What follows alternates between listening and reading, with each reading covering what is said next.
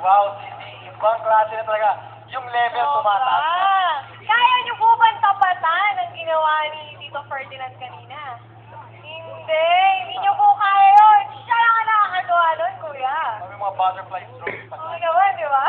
Okay, Cindy, let's move on. Okay. For our next composer, ladies and gentlemen, let us welcome Mr. Ricardo Hinojales. Baka po sumulbot na si Tito Ricardo. So this time, may we call on Mr. Ricardo Hinojales and of course, the interpreter, Mr. Timoteo Antibola. Hindi ba ka nagtatago dyan sa gilid? Baka bigla tayo ko natin. Baka dito naman. Okay, here they are. Ladies and gentlemen, a round of applause to Mr. Okay. Ricardo Hinojales and of course, Mr. Timoteo Antibola. Antibola. Magandang gabi po sa inyo lahat. Okay. Sa lahat ng ano na nakikinig at sumasaksi dito sa ating kompetisyon. Opo. Alam ko po sa inyong lahat ang aming palabas na ito. Okay, sir. Magandang gabi po. Sir Ricardo, same question po tayo, sir. Sir, or let's give a twist na lang siguro. Sir, ilang araw or gano'ng katagal niyo po nabuo yung kanta na to? Sa awa ng Diyos, nakuha ko siya ng isang araw, isang gabi dahil ito ay mula sa aking puso. Wow naman! Kaya naman, hindi napakahirap talaga. If I would be a member of the judge, the set of jurors, mahihirapan talaga ako. Siguro siya kasi importante sa isang kanta na habang ginagawa mo pa lang, galing na sa puso. Correct. And how do you find naman po, Sir Ricardo, the interpreter na pinili niyo po, si Mr. Timoteo Antibola? Do you know him personally? Yes. Okay, sir. Okay, sir. Thank you very much and good luck. Opo. Okay. Okay, ladies and gentlemen, for to interpret the song Sana o Sana Give a round of applause to to Mr. Mr. Timoteo Antibola.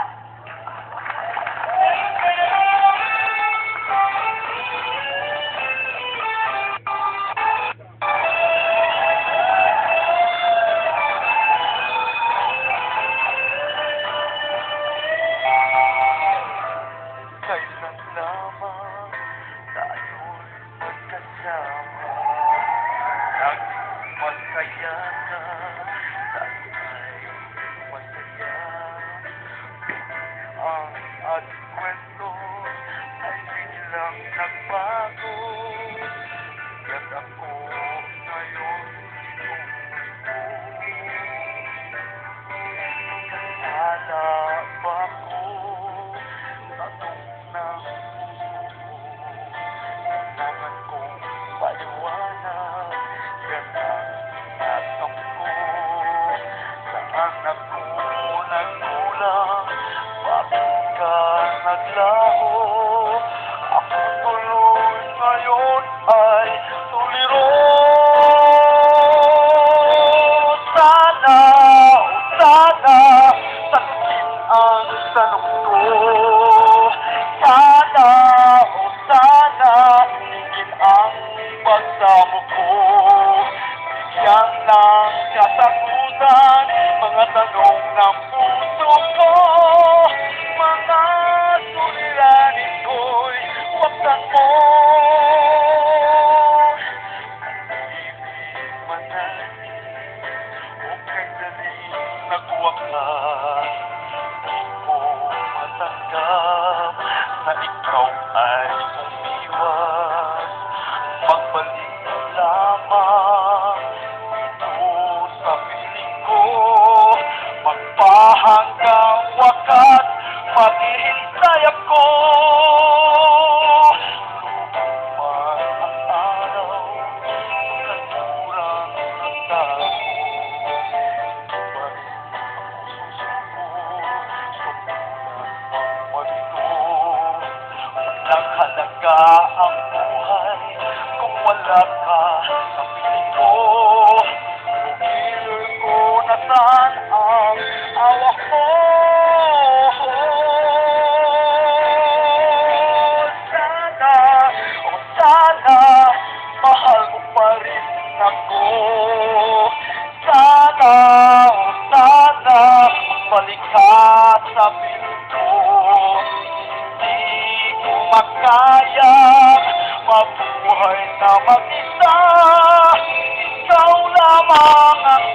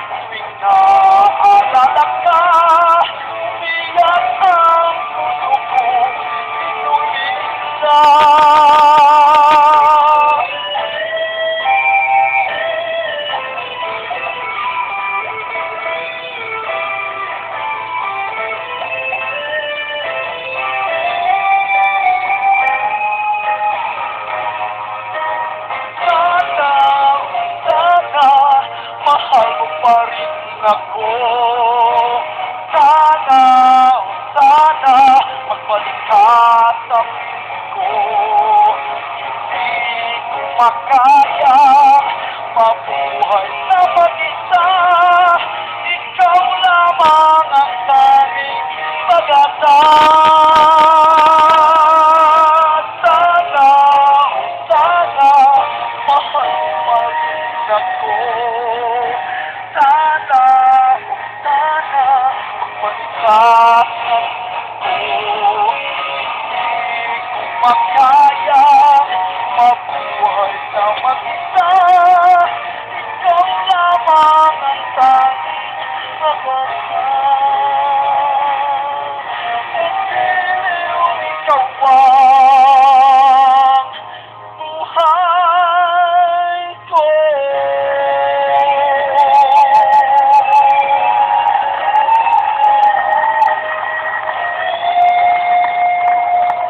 Mabuhay po tayong lahat! Thank you very much, Mr. Timoteo Antibola. Yes, indeed. Naku, painit ako ng painit ang Hindi ating ko panood, pero competition. painit tayo ng painit. Yes! Hindi ko man lang nararamdaman ng kahit konting lamig dahil sobrang gagaling ng ating mga interpreter. Okay, let's move on to our next song. Composer. Our fifth entry for tonight. Actually, Kuya, 6. Okay, six. Yeah, Sorry, is that corrected? Sixth entry for tonight. Let's move on and call on the composer, Mr. Roger Esquivia. Good evening po. Good evening. Yes, sir. Okay, Kate. Narinig na po natin, ladies and gentlemen. Narinig na po natin ang ating 8 finalists for tonight. And I'm sure may kanya-kanya na po kayong bet. Siyempre naman, I myself personally, meron na rin akong bet. So, Okay. narinig ko for tonight. To remind us lang po, everybody, ang ating pong criteria for judging for the Best Song Composer. 50% for lyrics, the message quality. And of course, musical content, which pertains to the melody and harmony, which equivalent to 30%. And the concept structure, the musical elements, which is 20%. For a total of 100%. And for the best interpreter or singer, we have voice placement, 40%. We have diction, 30%.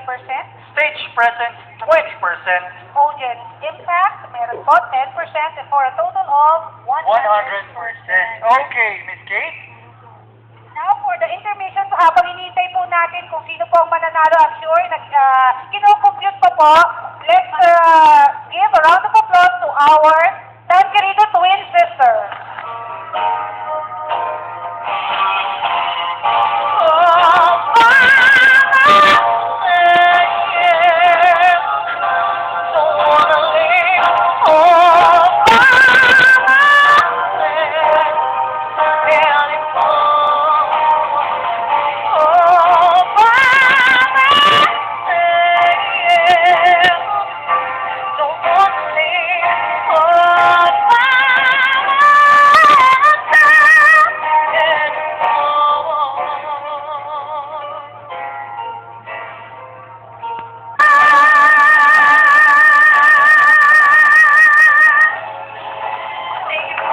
Ladies and gentlemen, our interpreter, hindi nila.